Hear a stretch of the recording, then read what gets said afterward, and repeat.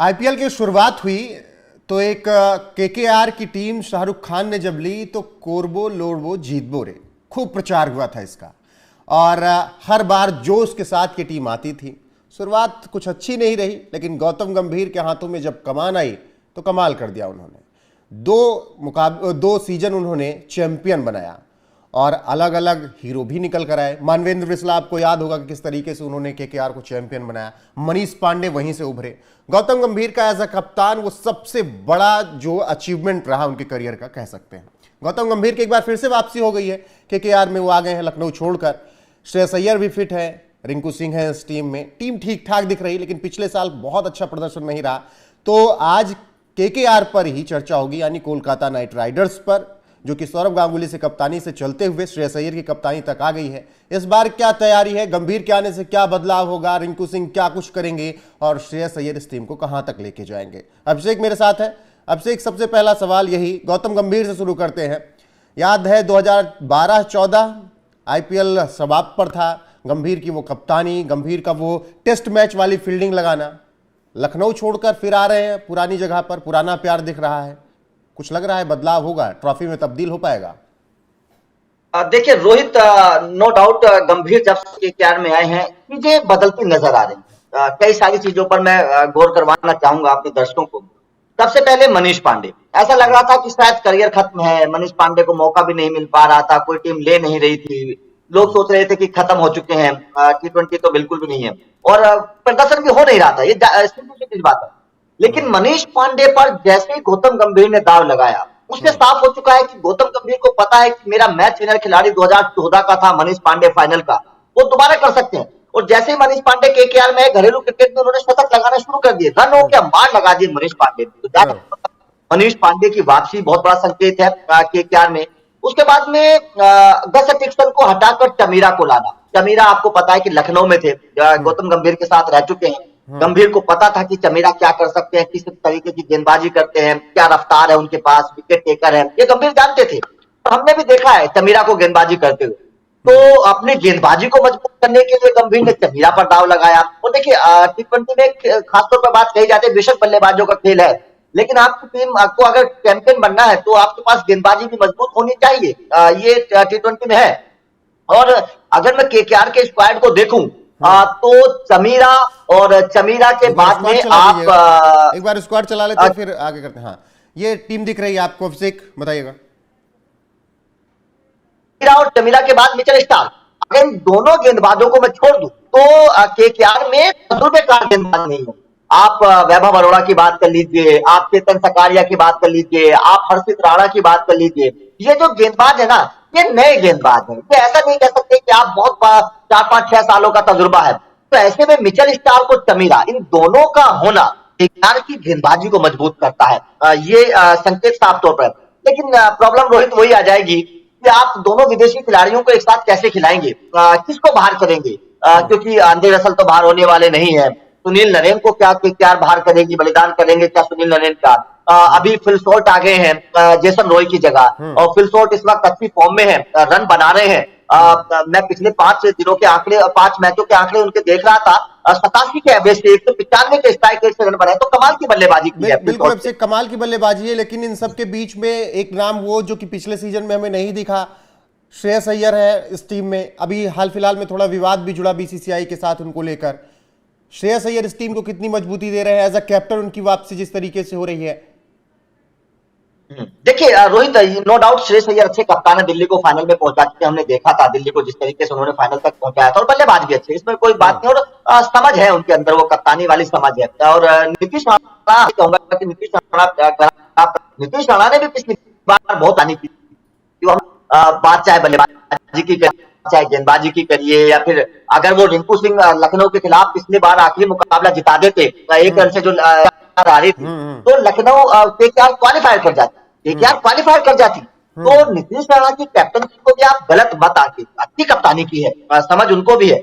लेकिन मैं 20-21 रखूंगा, थोड़ा सा ज्यादा समझ है। और बल्लेबाज तो नो डाउट मुश्किल वक्त से निकाल सकते हैं केकेआर को। तो कुछ बदलाव जरूर होगा कैप्टनसी के तौर पर श्रेयस अय्यर की वापसी। लेकिन वही बात आती है कि फॉर्म कैसी है, क्योंकि पिछले कुछ मैचेस में रन बने नहीं है श्रेयस अय्यर के बल्ले से। वर्ल्ड कप में रन जरूर बनाए हैं, लेकिन टेस्ट में रन नहीं बने हैं। तो वो कॉन्फिडेंस क्या उनका लूज हो जाएगा, क्या उस कॉन्फिडेंस के साथ वापस आ पाएंगे, क्या रन बना पाएंगे, ये थोड़ा सा क्वेश्चन मार्क जरूर है। लेकिन नो डाउट कप्तानी के मामले में श्रेयस अय्यर बेहतर। बिल्कुल, कप्तानी के मामले में श्रेयस अय्यर बेहतर है। एक बार स्क्वाड चला लेते हैं, फिर कुछ नामों पर चर्चा करेंगे। वो स्क्वाड दिखाते हैं, पूरी स्क्वाड में कौन कौन से हैं, कौन कौन से प्लेयर आए हुए हैं, किनको नया खरीदा गया है, इन पर भी चर्चा करेंगे। सबसे पहले आपको बता दें कि श्रेयस अय्यर के.एस. भरत को 50 लाख बेस प्राइस पे खरीदा गया, चेतन सकारिया को 50 लाख पर खरीदा गया, मिचेल स्टार्क को 24.75 करोड़ रुपए दे दिए गए, अंग्रीश रघुवंशी को 20 लाख बेस प्राइस, रमनदीप सिंह को 20 lakh base price, Sherfane Rutherford 1 crore 50 lakh, और इसके बाद मनीष पांडे 50 लाख, मुजीबुर रहमान 2 करोड़ और गट अटकिंसन 1 करोड़ में खरीदे गए हैं। ये टीम है जिसको प्लेयर जो खरीदे गए हैं। रोहित जी, रोहित गस अटकिंसन निकल चुके हैं। अच्छा, ये अपडेट है, तो गस अटकिंसन नहीं है इस टीम में। और पूरी स्क्वाड क्या है वो एक बार चला दीजिएगा। पूरी स्क्वाड जो है केकेआर की, उस पर भी बात कर लेते हैं। उसमें आपको अभी अपडेट कर देते हैं। गस अटकिंसन इसमें नहीं है, लेकिन पहले से ये बन चुकी थी टीम। तो Shreyas Iyer, Nitish Rana, Rinku Singh, Gurbaz, Jason Roy, Sunil Narine, Suyash Sharma, Anukul Roy, Andre Russell, Venkatesh Iyer, Harshit Rana, Vaibhav Arora, Varun Chakravarthy, K S. Bharat, Chetan Sakariya, Mitchell Starc, Raghuvanshi, Ramandeep Singh, Rutherford, Manish Pandey, Mujeebur Rahman और साकिब हसन इसमें हैं। और जेसन रॉय भी रिप्लेस हो चुके हैं, उनकी जगह पर फिल सॉल्ट आ चुके हैं। तो ये 2 अपडेट यहां पर इस टीम में है। अब आ जाते हैं, बात करते हैं।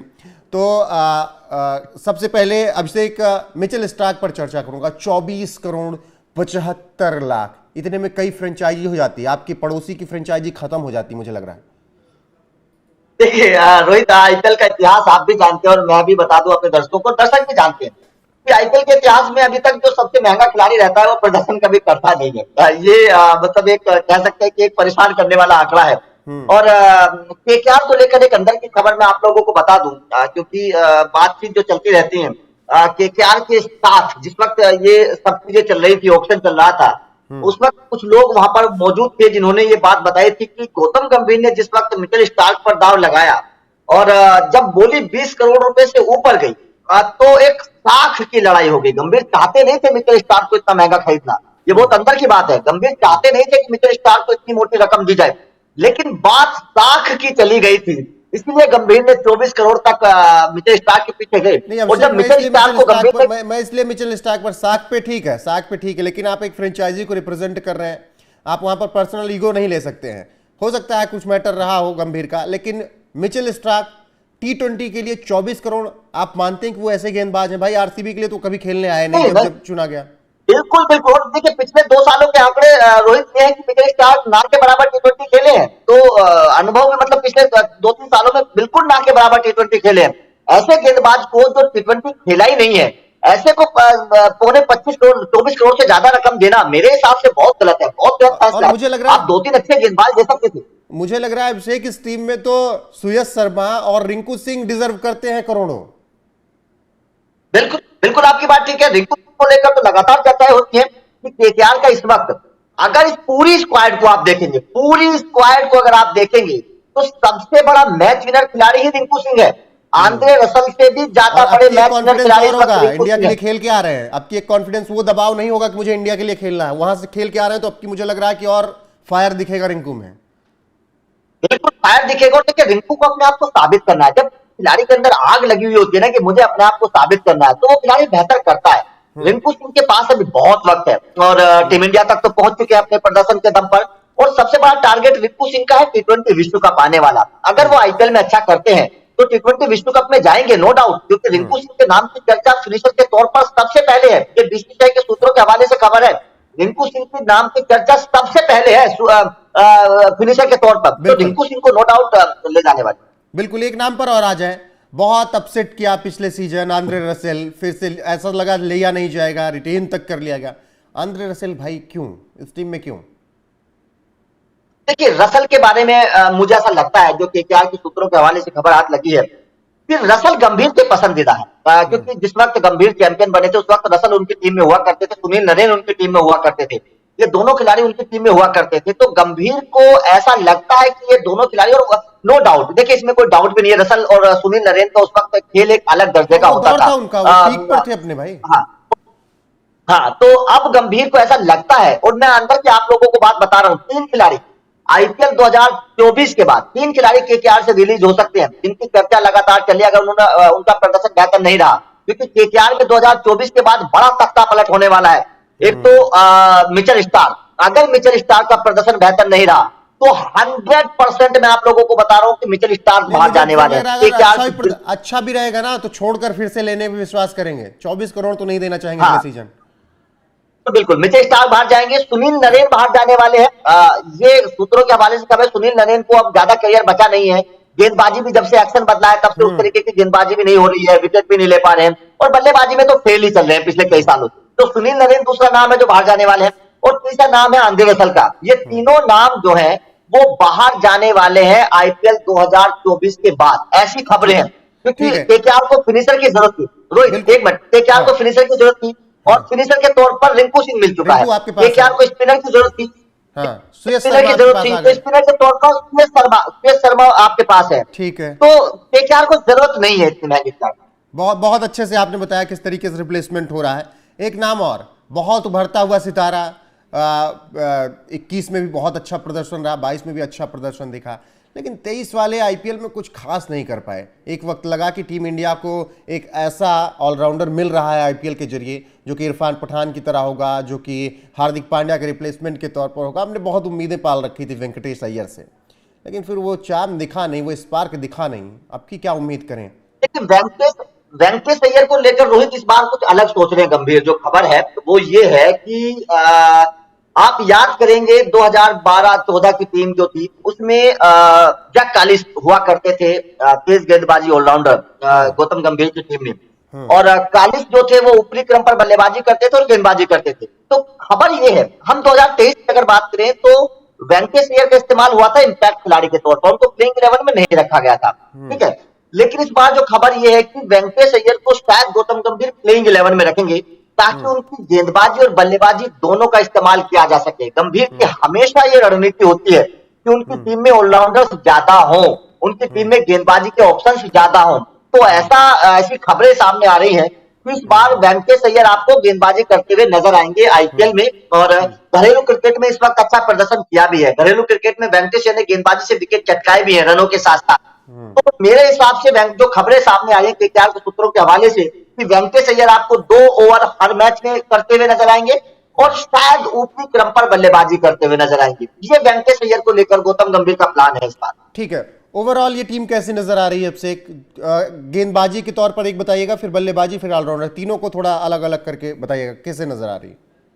बल्लेबाजी के तौर पर अगर मैं रोहित इस टीम की बात करूं तो नो डाउट मुझे अभी भी डाउट है ओपनिंग कौन करेगा, और ओपनर के तौर पर मुझे बड़ी इस टीम को लेकर नहीं, रहमानुल्लाह गुरबाज आएगा तो फिल सोल्ट क्यों लिया है आपने? मुझे ये चीज समझ में नहीं आ रही। अगर रहमानुल्लाह गुरबाज को खिलाना है तो फिल सोल्ट का क्या फायदा है? क्योंकि आपके पास 4 ही विदेशी खेल सकते हैं। पैट कमिंस को आप बाहर करेंगे नहीं, आंद्रे रसल को आप बाहर करेंगे नहीं, मिचेल स्टार्क मिचेल स्टार्क को बाहर करेंगे नहीं, आंद्रे रसल को बाहर करेंगे नहीं, सुनील नरेन को बाहर करेंगे, तो टीम तो आपके फिक्स है ऑलरेडी पहले से। और तो एक ही कोई विदेशी खेल सकता है। आपके पास मुजीब भी है, शाकिब भी है। हाँ बिल्कुल बिल्कुल, मुजीब भी है। तो यही तो सबसे बड़ा सवाल है ना रोहित, कि आपको चौथा खिलाड़ी कौन होगा जिसको आप खिलाएंगे? आपके पास रदरफोर्ड है, जो इस वक्त बहुत कमाल की बल्लेबाजी कर रहा है, वो भी केकेआर के पास है। हाँ, तो यहाँ पर चौथे खिलाड़ी के तौर पर आप किसका इस्तेमाल करेंगे, रहमानुल्लाह गुरबाज या फिल सॉल्ट? मेरे हिसाब से गुरबाज से बेहतर फॉर्म है फिल सॉल्ट के पास। तो यहाँ पर केकेआर को थोड़ा सा सोचना पड़ेगा कि आपने अगर फिल सॉल्ट को लिया है तो उनका इस्तेमाल कैसे करेंगे आप, ये थोड़ा सा केकेआर को सोचना पड़ेगा। अब यहाँ पर सवाल आता है कि अगर फिल सॉल्ट को खिला रहे हैं तो विकेट कीपिंग कौन करेगा? तो भारत तो भाई साहब उस तरीके के विकेट कीपर है नहीं, T20 के अंदाज में खेलने वाले, वो तो 70-80 के स्ट्राइक रेट से रन बनाते हैं। तो केकेआर वहां पर फंस जाएगी। तो यहाँ पर केकेआर के सामने बड़ी प्रॉब्लम है, यहाँ पर केकेआर के सामने प्रॉब्लम है बल्लेबाजी में। मैं टॉप 4 में अगर मैं केवल नीतीश राणा को निकाल दूं तो टॉप 4 में कोई बल्लेबाज मुझे ऐसा नजर नहीं आ रहा है जो मैच विनर इस वक्त हो। क्योंकि आप रहमानुल्लाह गुरबाज की बात कर लीजिए, नीतीश राणा के बिना आप कल्पना नहीं करेंगे भाई, फिर तो बहुत कमजोर हो जाएगी, पूरी जिम्मेदारी अय्यर पर ही आ जाएगी। बहुत कमजोर है अय्यर भी, मैच में मैच जिता नहीं पा रहे हैं, वो भी मैच विनर बनकर सामने नहीं आ रहे हैं। तो सवाल सबसे बड़ा यही है कि आप सारा दारोमदार केवल अभिषेक केवल एक ही दिख रहा है, रिंकू सिंह, और गेंदबाजी से आपको सुरेश शर्मा नजर आ रहे हैं। बस बस बस बस केवल रिंकू सिंह या फिर थोड़ा बहुत इस वक्त अच्छी फॉर्म चल रही है अंधे रसल की, अंधे रसल हाँ। से भी आप कर सकते हैं क्योंकि फॉर्म अच्छी है, पिछले कुछ मैच में अच्छे रन बनाए हैं। तो बाकी मुझे मैच विनर नजर ही नहीं आ रहे हैं केकेआर में, ये ठीक है, सबसे बड़ी गेंदबाजी प्रॉब्लम है। कितनी दूसरी बात मजबूत मैं नजर बता आ दूं, रही है? हाँ गेंदबाजी को लेकर भी देखिए जो अभी बातचीत चलती रहती है केकेआर के लोगों से, तो यहाँ पर सबसे बड़ा सवाल ये उन लोगों का कहना है कि अगर स्पिनर नहीं चल पाए, केकेआर के स्पिनर आप सुनील नरेन की बात कर लीजिए या फिर मुजीब खेलेंगे उनकी बात कर लीजिए, आप वरुण चक्रवर्ती की बात कर लीजिए, आप श्रेयस शर्मा की बात कर लीजिए, अगर स्पिनर नहीं चल पाए तो हाँ। तेज गेंदबाज नहीं जिता पाएंगे केकेआर को। ये उनका मानना है, अगर स्पिनर फेल हो गए केकेआर के तो केकेआर सुपर 4 में भी नहीं पहुंच पाएगी। तो गेंदबाजी में भी क्योंकि आप मिचेल स्टार्क पर वो एक्सपेक्टेशन लगाकर तो बैठे हैं 2015 वाला काम करेंगे, लेकिन उम्मीद नहीं है। 2015 में मिचेल स्टार्क अलग होते थे, अब अलग है मिचेल स्टार्क। नहीं, 24 करोड़ देने से ये मतलब थोड़ी आता है कि 24 करोड़ वाला परफॉर्मेंस भी मिल जाए, पैसे से परफॉर्मेंस थोड़ी आती है आपसे। बिल्कुल बिल्कुल। तो तेज गेंदबाजी थोड़ी सी वीक मुझे नजर आ रही है, थोड़ी सी वीक नजर आ रही है, बिल्कुल वीक स्पिनर नजर आ पर रही ही है। डिपेंड है, ठीक है, स्पिनर पर वीक ही नजर आ रही डिपेंड है। है। ये टीम कहां तक पहुंचते दिख रही है, 10 में से कहां तक? देखिए अब ये कहना थोड़ा सा मुश्किल है क्योंकि पिछली बार सीएसके को कहा जा रहा था भाई साहब बहुत कमजोर टीम है, जीतेगी नहीं, लेकिन चैंपियन बन गई। अब गंभीर का दिमाग क्या करता है, किस कॉम्बिनेशन के साथ गंभीर जाते हैं और खिलाड़ी कैसा प्रदर्शन करते हैं, सवाल ये कि खिलाड़ी कैसा प्रदर्शन करते हैं। लेकिन फिर भी मैं चाहूंगा टीम अच्छी है, ये टीम सुपर 4 में जानी चाहिए। गंभीर के तेवर वही नजर आएंगे कि थोड़ा कूल एंड काम रहेंगे आपके? नहीं नहीं नहीं, तेवर वही नजर आएंगे, तेवर गंभीर के बिल्कुल वही नजर आएंगे और वो हमेशा ही रहता है। और गंभीर पुरानी टीम में वापस भी आ चुके हैं, किंग खान के साथ उनका बड़ा अच्छा रिश्ता भी है, तो तेवर तो वही पुराने नजर आएंगे। ठीक है, 10 में से कितने नंबर फिर इस टीम को? 10 में से मैं इस टीम को 7 नंबर देना चाहता हूं। चलिए 7 नंबर। और फिर देखते हैं, पिछले बार सीजन कुछ अच्छा नहीं था, लेकिन जिनकी टीम है वो अक्सर कहते हैं हार कर जीतने वाले को बाजीगर कहते हैं। तो देखते हैं कि गौतम गंभीर। लेकिन मैं एक चीज और चाहता हूं रोहित, हाँ, कि बिल्कुल। मनीष पांडे को प्लेइंग 11 में मौका मिले कहीं ना कहीं। मेरा मानना है कि मनीष पांडे नहीं, को मुझे लग रहा है कि केकेआर के लिए अगर मौका- गौतम ने ट्रस्ट किया है, 2012 याद करके, 2013-14 याद करके उन्हें रखा है, तो फिर वो कहीं ना कहीं मुझे लग रहा है सोच समझ कर ही उनको लेकर आए हैं। वो भी 50 लाख पर, वो अनसोल्ड हो गए थे, फिर बाद में ले लिया उन्हें। तो मुझे लग रहा है कि हो सकता है कि वो टीम में आपको दिखे, लेकिन बहुत माथापच्ची करनी पड़ेगी। नहीं, एक चीज करनी पड़ेगी। देखिए आपको विकेट कीपर चाहिए, आप मनीष पांडे विकेट कीपर है पार्ट टाइम, तो मनीष पांडे विकेट कीपिंग कर सकते हैं। आप अगर चाहें तो मनीष पांडे से ओपन करवा लीजिए फिल थॉर्प के साथ, वो विकेट कीपिंग कर सकते हैं। रहमतुल्लाह गुरबाज को बाहर निकाल दीजिए, तो ये कॉम्बिनेशन अगर चाहे तो केकेआर बना सकती है। ठीक है, तो यही है जो हम कह रहे थे कि जिनकी टीम है वो कहते हैं हार कर जीतने वाले को बाजीगर कहते हैं, किंग खान। अब देखते हैं कि ये टीम क्या कुछ प्रदर्शन करती है। एक लंबा सफर तय किया है, 2 टाइटल भी हैं इनके पास, और अब नजरें 2024 पे इनके प्रदर्शन पे हैं। Shreyas Iyer as a captain वापस लौट रहे हैं चोट के बाद, और रिंकू सिंह पर बहुत ज़्यादा उम्मीदें हैं क्योंकि जिस तरीके से उन्होंने पिछले सीजन में प्रदर्शन किया, कमाल का प्रदर्शन रहा। तो देखते हैं कहाँ तक पहुँचती केकेआर। आज टीम स्क्वाड एनालिसिस में केकेआर की बातचीत हुई, कल फिर किसी टीम पर बातचीत होगी। फिलहाल के लिए अब से जुड़ने के लिए बहुत बहुत शुक्रिया, दर्शकों का विशेष आभार। आप स्पोर्ट्स आर पर लगातार बने रहिए, सब्सक्राइब कर लीजिए चैनल को और वीडियो को लाइक कीजिएगा और कमेंट करना ना भूलिएगा। आईपीएल के हर एक खबर यहाँ पर आपको, बड़ी खबरें जो रहेंगी मिलती रहेंगी।